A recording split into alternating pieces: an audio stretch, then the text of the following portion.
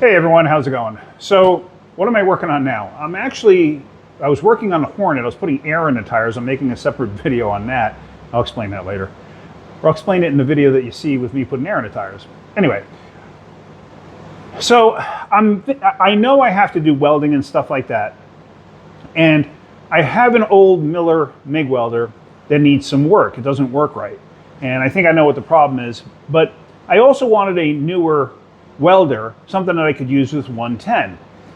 I don't have 220 here in the garage, so I figured let me see what I can get for inexpensive welder.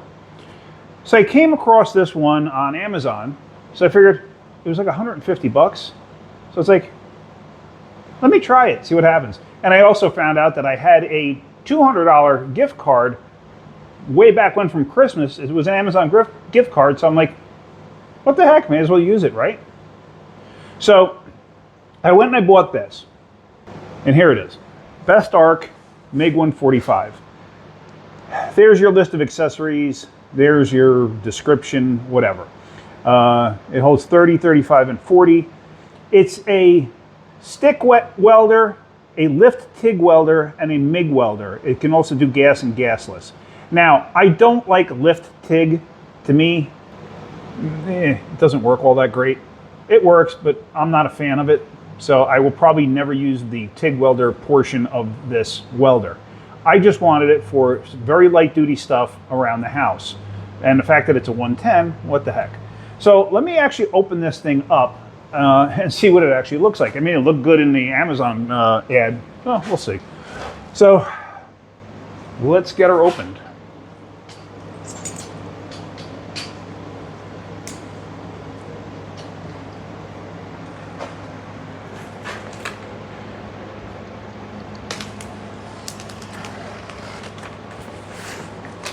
Be careful when you're using a knife. Obviously, you don't want to cut yourself.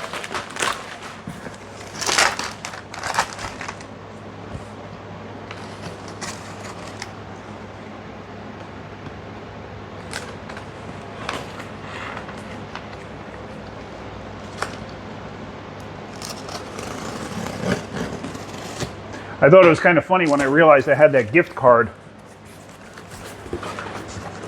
Because I was like, oh, well, shoot, this will come in handy. Because I was going through some paperwork and I came across a Christmas card with it in there. And I was just like, I forgot all about this.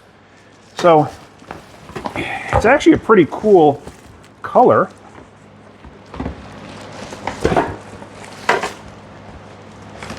There's your trigger. I don't know what you can actually see here. Hold on. Let me back you up a bit.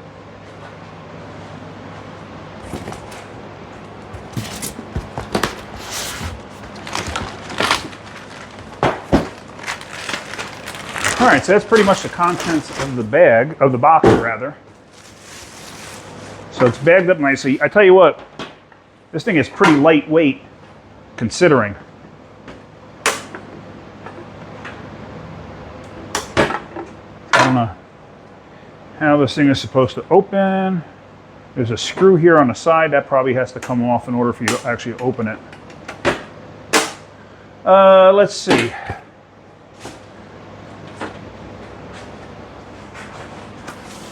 But for a little tiny MIG welder, you know, what the heck? Let's try it.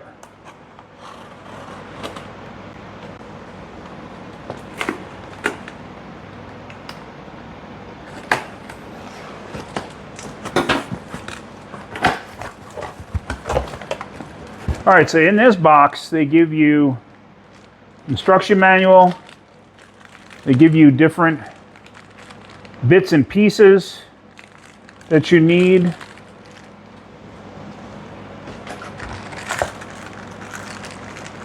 That looks like a carry. Yeah, actually it comes with a carrying strap. Okay, if you can see that. I hope you can see it. All right, this is the big plus.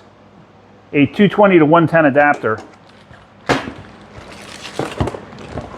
They give you the hose for the MIG gas. They give you your clamps for stick and for ground. They also said it's a TIG welder, but I don't see a TIG tip, so I guess it doesn't come with it. They give you some wire, some 0.8, which I don't know what that translates to.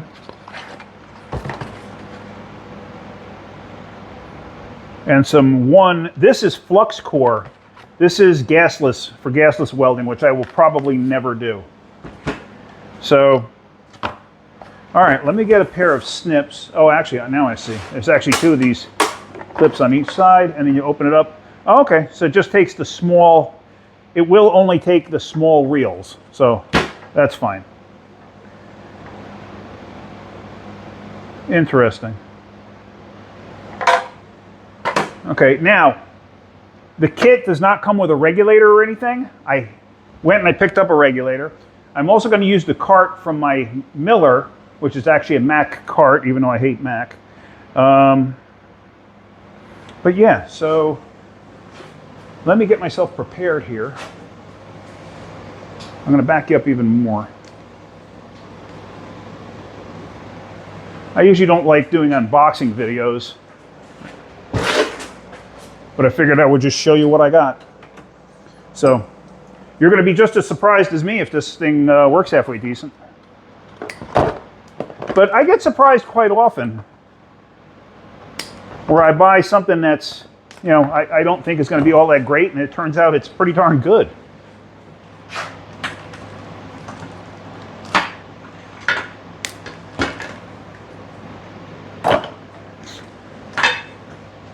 All right. So we got the nice cable there. So let's see. I got to read the instructions because there's different things that you can do with the way you hook these connections up.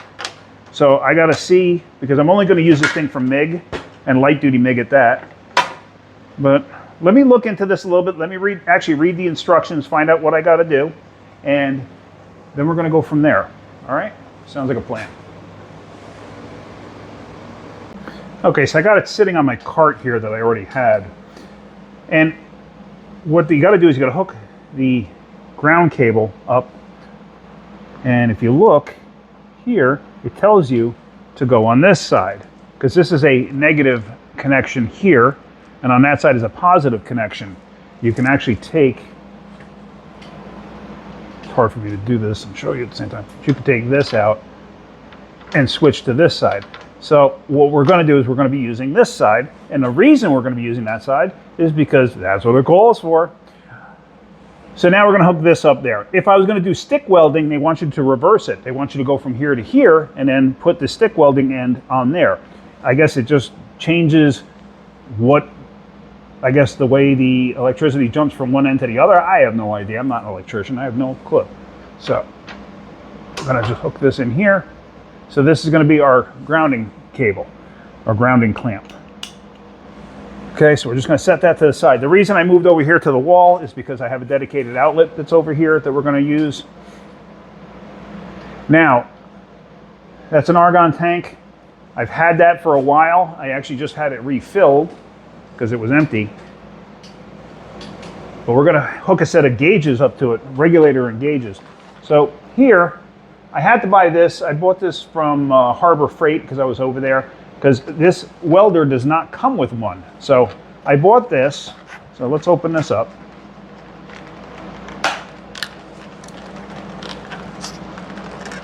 And of course, they make it impossible. I'm trying to open it and be nice, but it doesn't want to play nice. I got to get something and cut these little dimples off here. Hold on. Hold on. Technical difficulties, please hang on.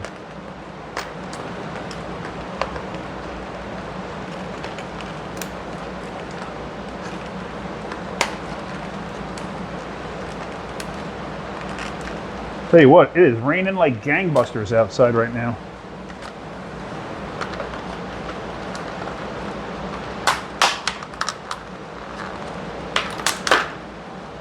Which puts a little bit of a damper on what I was actually doing before, and that's kind of why I'm doing this now. But I was putting air in the Hornet tires because I got the engine and transmission out. So I want to be able to push it outside so I can clean up the garage a bit because I got grease and everything else all over the floor. And I just want to get it cleaned up. So the tires were at like 10 PSI, so I just wanted to air them up.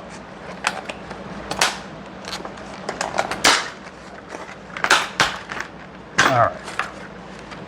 So they give you some handy dandy fittings, and I'm not sure what I'm gonna need. I have no idea at this point in time. So I'm just gonna take this out for now.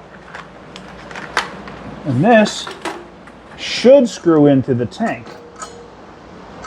And it's got standard threads. Because some tanks have a reverse thread.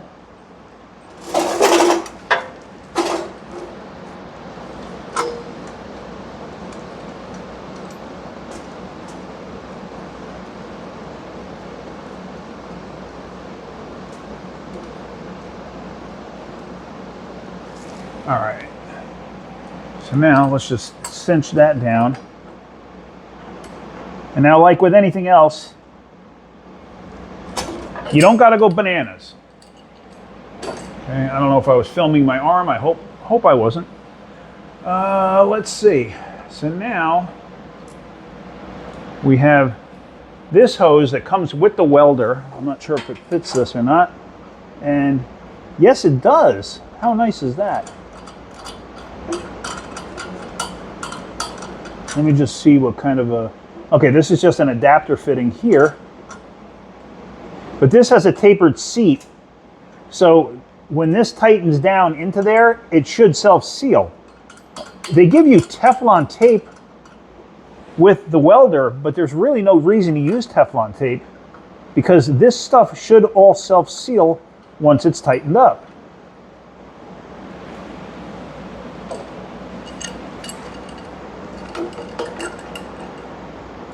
Here again, don't go all gorilla on it. Don't go bananas. And then on the back of the welding machine, as they call it, is the connection for this. So we can actually wrap this around the tank or something. Man, I hope this thing actually works pretty good. I'm stoked because it was such an inexpensive welder. I figured, how could I go wrong? It looked nice and pretty with the color. And quality control number 9 passed it, so that means it must be good if number 9 passed it.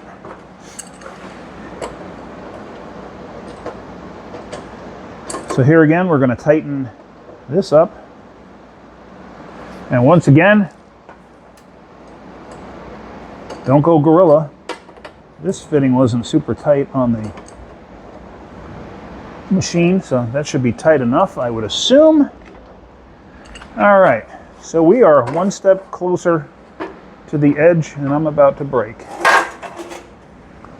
So now we got to figure out how to feed the wire in. So real quick, but what I want to do is I'm going to step you back a little bit because I know also I'm probably in the way of some of this, and I apologize for that, but that's just the beauty of me. So now, they give you the handy dandy adapter here. So you're going to plug that in like so.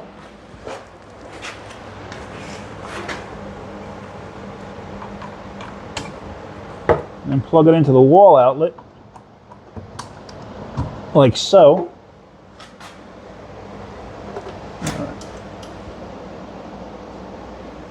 The heck was that? There it goes. It's actually on. All right. So now we're going to unwrap this. And what you want to be mindful of whenever you're dealing with this kind of wire, once you unwrap it, this thing can go poing and go all over the place. So you want to be really mindful that you don't do that, because that makes for a bad day. Some bad words might come out of your mouth. You may resort to throwing things. You know, all sorts of weirdness could happen. So you want to try to stay away from that if at all possible. And I tell you what, this tape they put on here is, they should make head gaskets or head bolts out of these things. My gosh. There we go. All right, we're just going to take that and throw that on the floor there for right now. Nice safe spot. Now, I always keep my fingers in the roll like this when I do this. Now I'm going to snip this straight. Now, as you see, it's sprung, so it wants to pop. You don't want it to pop, trust me. So we are going to come over here to the machine. And let's get this a little more up close and personal. So now this spring in here, this is because you want to keep a certain amount of tension on the actual wire spool as you're doing the work. So, still holding it with my finger because, like I said, it will go bananas on you and you don't want it to. So I'm just setting down the nut and everything else to the side. You have this coiled piece right here that I'm feeding the wire into, okay?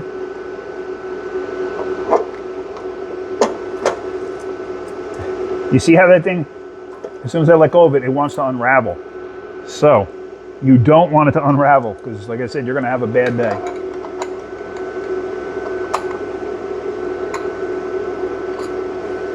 Oh, wait. Does it go that way or does it go the other way? It goes the other way. There's a guide for this spring to sit in, like that.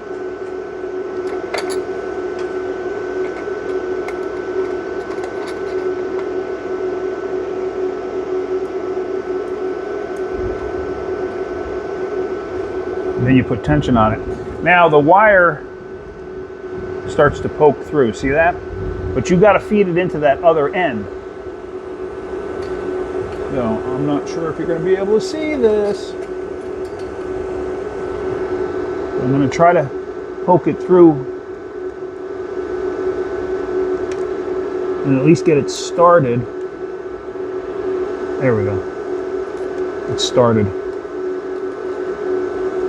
Tighten that on that a little more.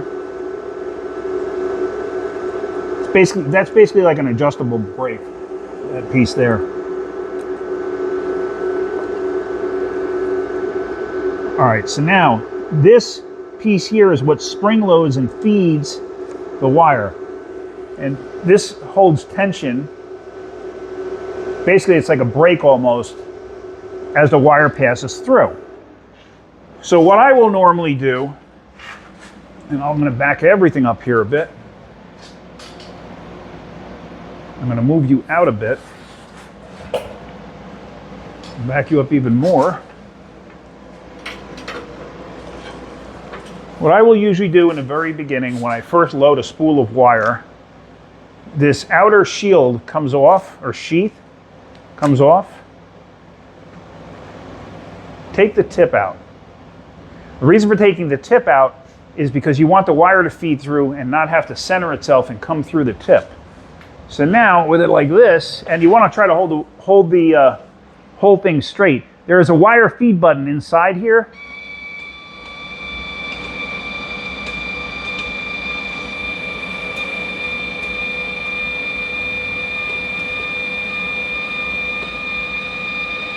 I hope you can see what I'm doing. There it goes. Just came through. So now, when it comes through, now I will take the tip and see how it was actually like a little difficult to get to come through. Imagine with the machine trying to get it to pass through that just on the machine end. You could jam up the wire and that becomes a real pain in the butt, let me tell you. All right, so now with that all said and done, trim the wire down, get it really short like that. Now technically we are ready to weld. Question is, Do I have anything I need to weld? You see my mess, Camaro mess? All right, let me find something I can weld, and then we'll try to figure out how to like set this thing up, or at least see how it works, because I got no clue. They do give you a chart here, and it gives you a bunch of different parameters. So basically we're gonna go off of, hold on, let me actually take you out of there for a second. We are gonna go off the top yellow one where it says solid, V-groove, CO2, which is what, I mean, it's a CO2 argon mix, which is fine for what I need. And it gives you the size of the wire, which we were using 0.8 or 0.030, which is the next line there. So it tells you you want, if you're doing a 1 millimeter thick piece of metal, to go with, I guess, these voltages and amperages. I usually will go to the thicker one unless I'm doing just sheet metal. So 21.5 and 150. So I have to figure out how to actually adjust this and see. Okay, we're going to go with 30. And it's 110. It already, whoops, I'm sorry, I should have backed up.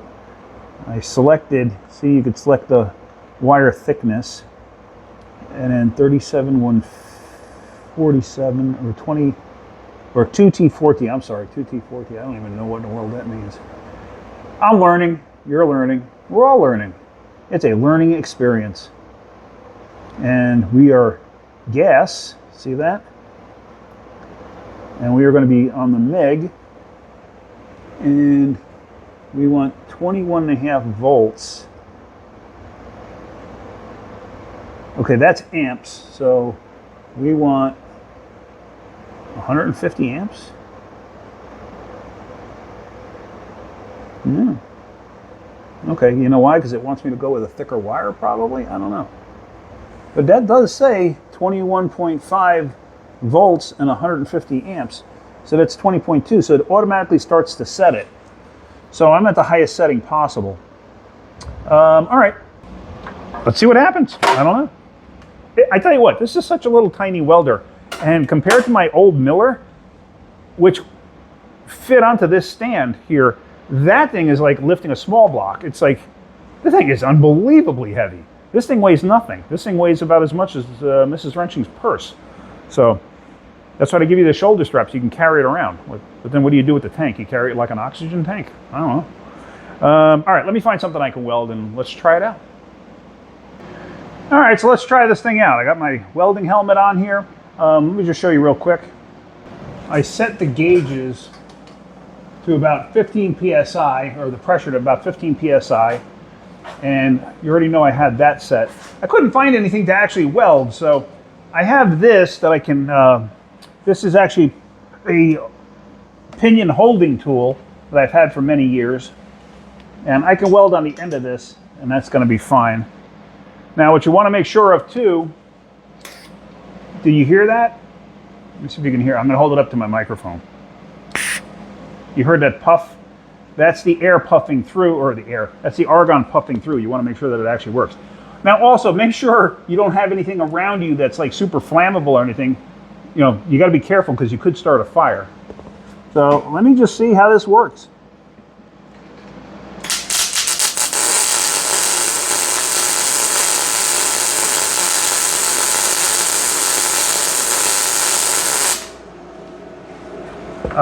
Dang. Okay. Yeah.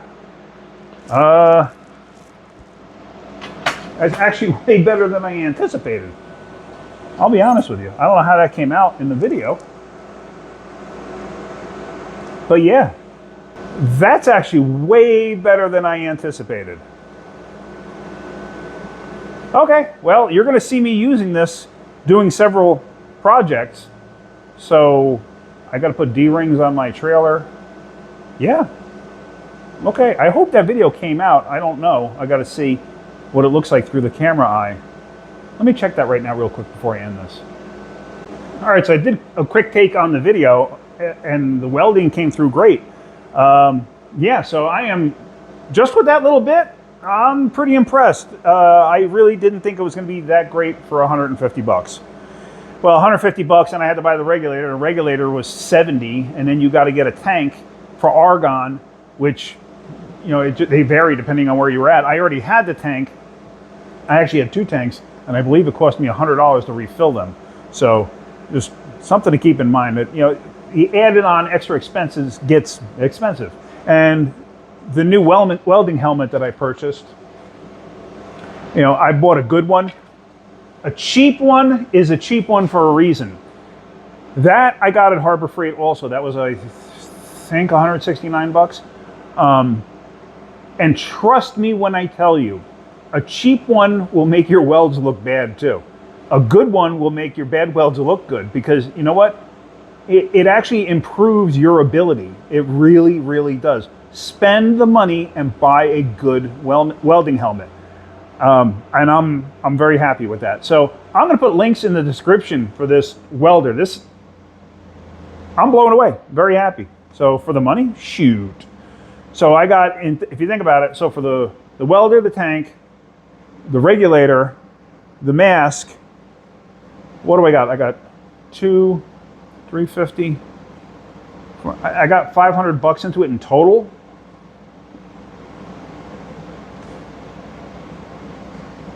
That's not bad. And you don't even need the tank if you want to do gasless welding, you know, with flux core. I don't personally like flux core, but it's a cheap way out if you need to do some welding. Just a personal preference thing. I'm just not a big fan of it.